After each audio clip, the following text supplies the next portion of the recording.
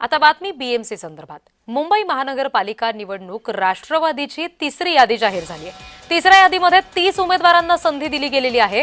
आतापर्यंत 95 उमेदवार मैदानात असल्याचं समजतंय। मुंबईमध्ये राष्ट्रवादी स्वबळावर लढणार आहे आणि आता त्यांची तिसरी यादी सुद्धा जाहीर झालेली आहे।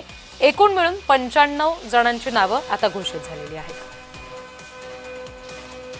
मुंबईमध्ये बीएमसीसाठी अर्थात मुंबई महानगरपालिकेसाठी राष्ट्रवादी स्वबळावर लढतीये आणि आतापर्यंत 3 याद्या जाहीर केलेल्या आहेत। 3 टप्प्यांमध्ये यादी जाहीर करण्यात आली आणि आता एकूण मिळून 95 जणांची नावे घोषित करण्यात आलेली आहेत। तिसरी यादी सुद्धा जाहीर झालेली आहे आणि त्याच्यात 30 उमेदवारांना संधी दिली। आता एकूण मिळून 95 जणांची नावे समोर आलेली आहेत, कारण राष्ट्रवादी मुंबई महानगरपालिकेसाठी स्वबळावर लढतीये।